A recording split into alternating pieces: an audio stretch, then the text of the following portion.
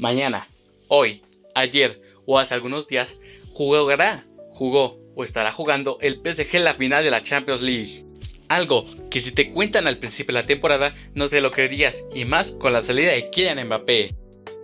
Así que hoy, en Jugada Maestra, repasaremos un poco la historia y fracasos de PSG que lo han llevado a convertirse en lo que es hoy.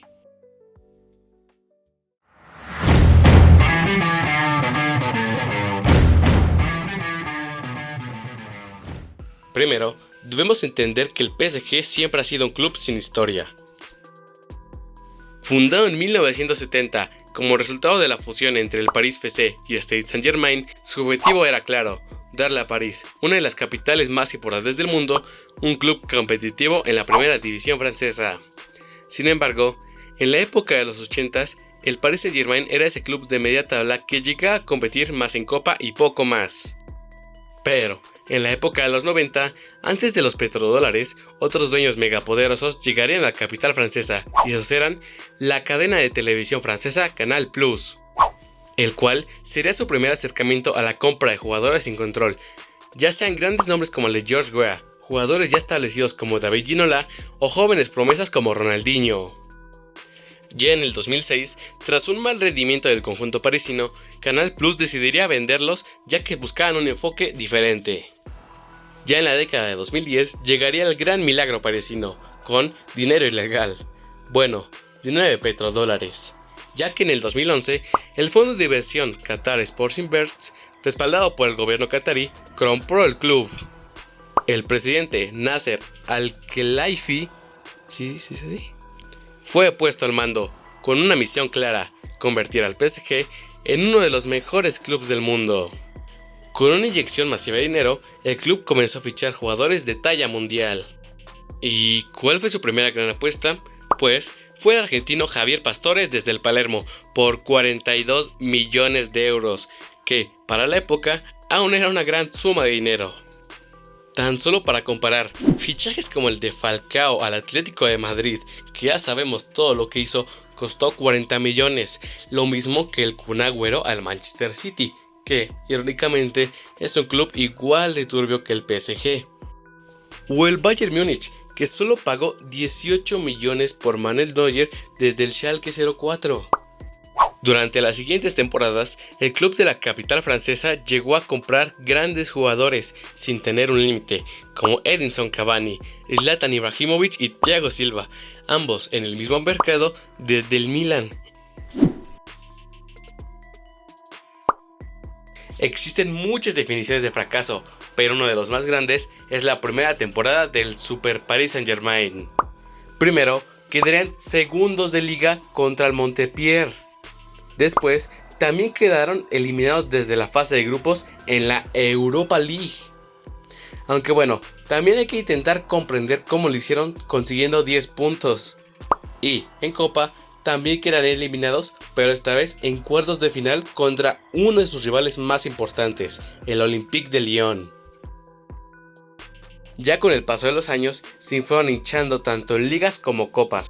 Sin embargo, a nivel internacional seguían siendo bastante flojos, ya que era un constante que cada temporada no lograban sobrepasar las expectativas, siendo en la mayoría su gran verdugo la fase de cuartos de final. Sin embargo, llegaría la peor humillación de todas. Esta haría ver de una forma diferente el fútbol al Paris Saint-Germain.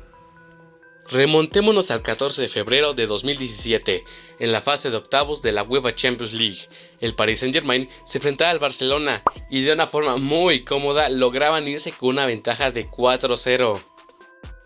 Llegó el 8 de marzo, la vuelta del partido, y aunque el PSG la tenía súper sencilla, el Barcelona, aún y con controversias, logró poner más difícil el partido. Y aunque un gol de Cavani les daba las esperanzas, de alguna forma u otra, el Barcelona les logró remontar en la eliminatoria un 4-0. Esto, para el PSG, no era solo una eliminación más, era la humillación absoluta.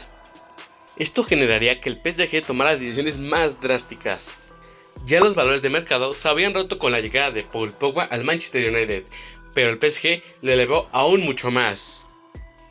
se encargaron de pagar la cláusula de Neymar Jr. del Barcelona, la cual era de 222 millones de euros.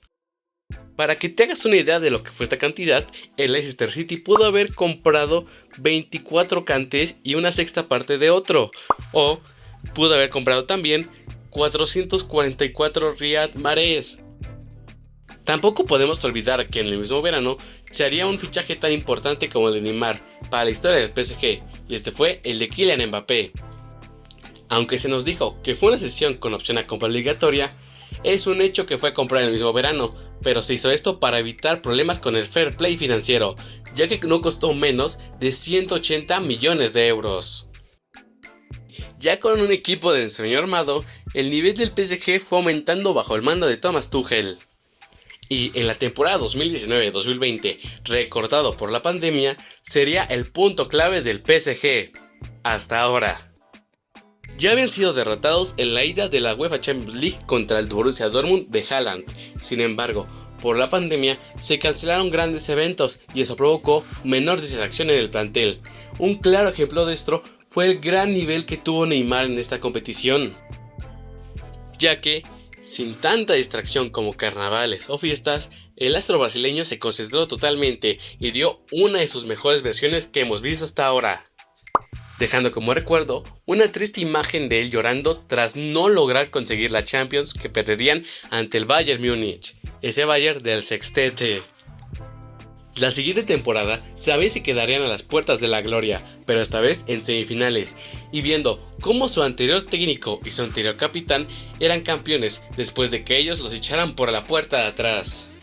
Y después vino posiblemente una de las mejores vendidas de humo de la historia de este deporte.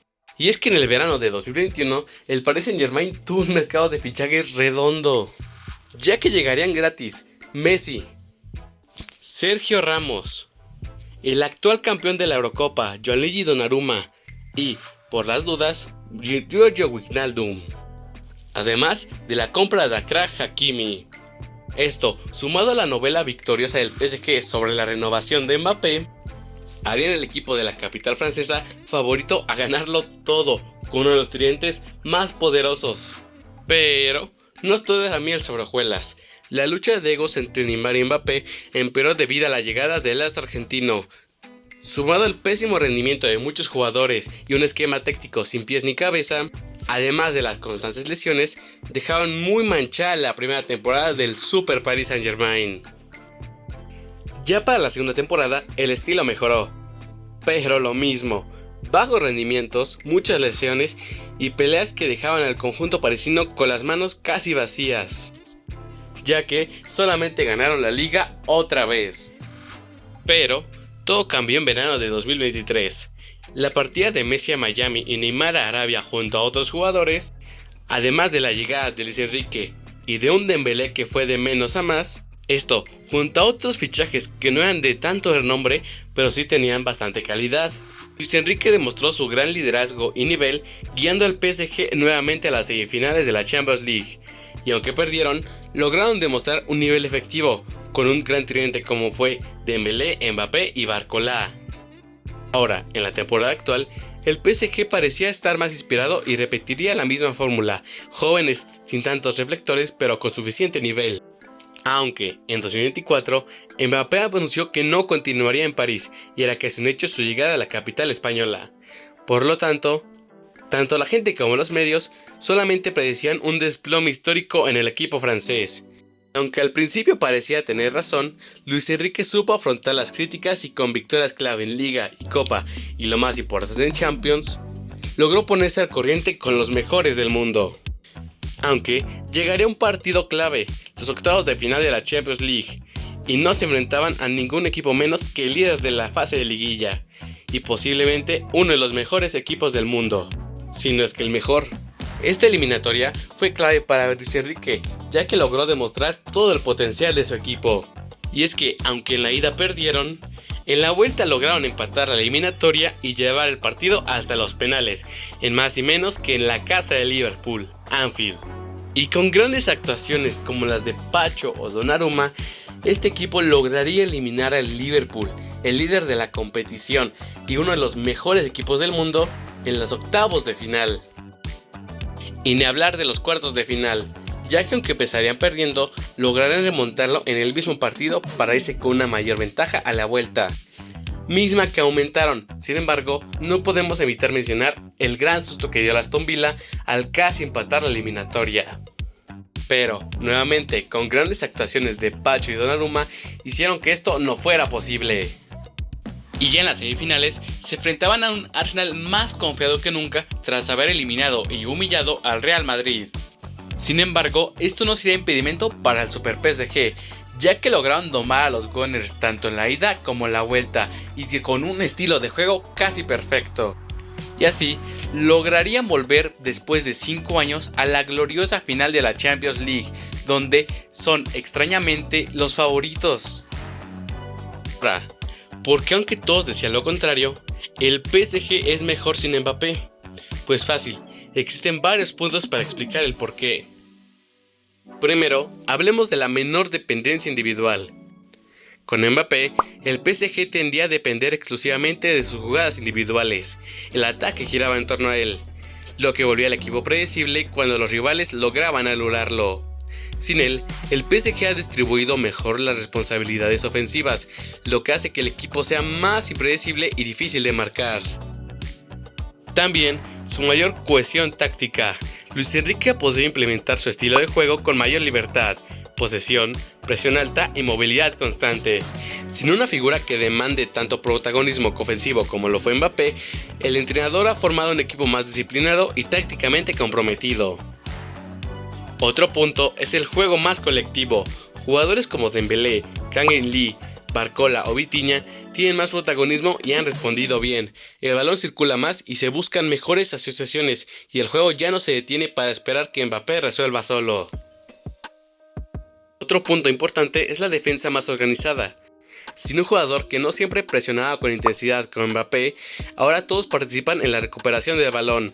Esto ha permitido al PSG defender en bloque y tener menos espacios expuestos. Y un último punto clave es la menor presión mediática. La novela constante sobre el futuro de Mbappé ya no distrae el juego. Ahora el vestuario está más tranquilo, lo que ha fortalecido el enfoque colectivo y el ambiente interno. Y bien, ahora que sabemos el por qué funciona mejor sin Mbappé, hay que ir más a fondo y explicar cómo funciona la táctica de Luis Enrique. Primero, veamos el 11 más común que hace capaz este estilo de juego, y la elección es casi siempre un 4-3-3. En el arco se cuenta con Jolin y Donnarumma, que ha sido de menos a más. En el lateral derecho se cuenta con Achraf Hakimi. Y la dupla revolucionaria centrales es William Pacho y Marquinhos. En el lateral izquierdo se cuenta con un revolucionado Nuno Méndez. Ya en el mediocampo vemos a Joao Neves como pivote defensivo, y tanto a Vitinha como Fabián como creadores de juego. Y ya, el ataque, aunque confuso, es bastante eficiente y ha rotado conforme la temporada. Por lo que hablaremos del que posiblemente se use el sábado en la final, el cual es Kvaratskhelia por la izquierda, un joven Doué por la derecha y como media punta improvisada, Ousmane Dembélé, aunque también podemos catalogarlo como un falso 9. Y es sorprendente ver cómo Luis Enrique logró transformar a Dembélé de un constante meme por sus fallos a uno de los delanteros más letales en el mundo y, no en forma de broma, un candidato serio al Balón de Oro. El parado táctico a la hora de ofender es impresionante, ya que Luis Enrique logra convertir su 4-3-3 a un 3-2-5. Y aunque sigue siendo arriesgado para las contras, aún es bastante efectivo.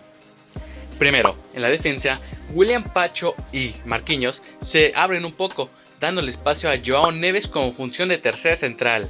Ya en el medio campo, Vitinha y Fabián Ruiz suben más, generando más ataque.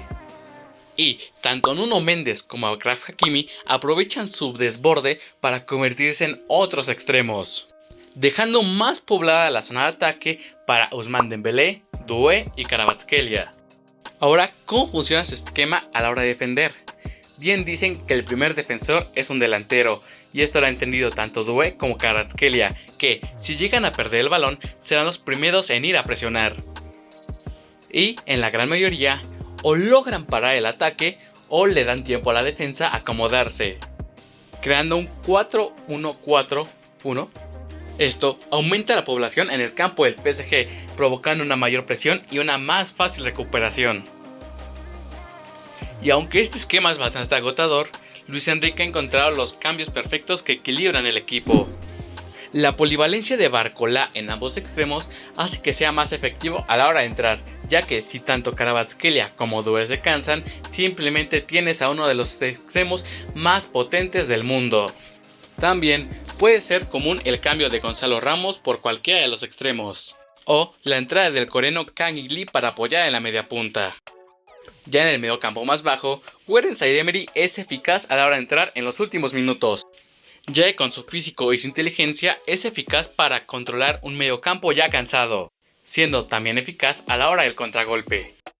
También, un cambio común que hace Luis Enrique es cambiar a Nuno Méndez por Lucas Hernández y a cualquiera de los dos centrales por Beraldo, aunque también puede ocupar esta posición Lucas Hernández. Es por esta majestuosa táctica de Luis Enrique, tanto ofensiva como defensivamente, que el PSG es más letal atacando y sufre menos a la hora de defender. Después de muchos años, el PSG ha logrado superar la mitad de temporada y aún es considerado potencial campeón de su mayor verdugo, la Orejona. Pero no es por nombres, sino por todo lo que ha hecho Luis Enrique por el conjunto parisino, y un claro ejemplo es el prematuro festejo del campeonato de liga.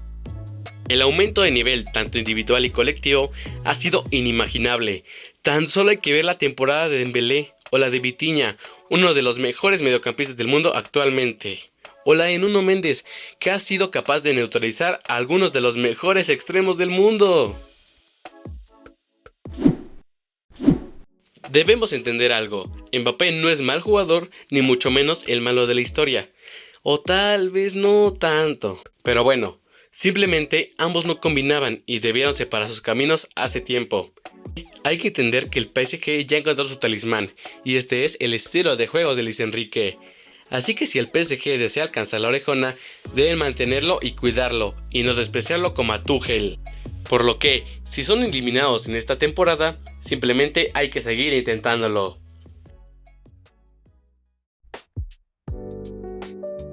Bueno, esto fue todo de mi parte. Espero que les haya agradado este video. Deseo leer sus opiniones en los comentarios, si están de acuerdo o no, o algo que me faltó comentar. Así que bueno, esto fue Jugada Maestra. No olvide seguir-nos em nossas redes sociais igual de abandonadas que é o canal.